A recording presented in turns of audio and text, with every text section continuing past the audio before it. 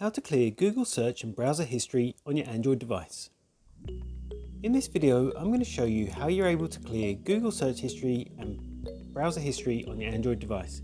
But before I do that, please don't forget to like this video and subscribe to my channel. Okay, so if you want to learn how to delete your search and browser history, then keep watching this video. I'm going to show you how to do this through the Google Chrome app on your Android smartphone or tablet. So to clear search and browsing history on Android, open the Google Chrome app and tap the three dots in the top right hand corner.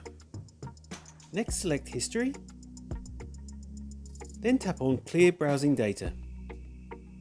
Choose the time period that you want to delete history for, select which types of data you want to clear, then finally tap Clear Data to delete your history. Next, Google's suggested some sites that seem important to me that I might not want to clear the data from, so I can uncheck these as I want. If I don't want to clear data from these sites, I can just uncheck these and then tap on Clear. And that's all it takes to clear Google search and browser history on your Android device. If you found this video helpful, I'd love it if you like this video and subscribe to my channel. Thanks for watching.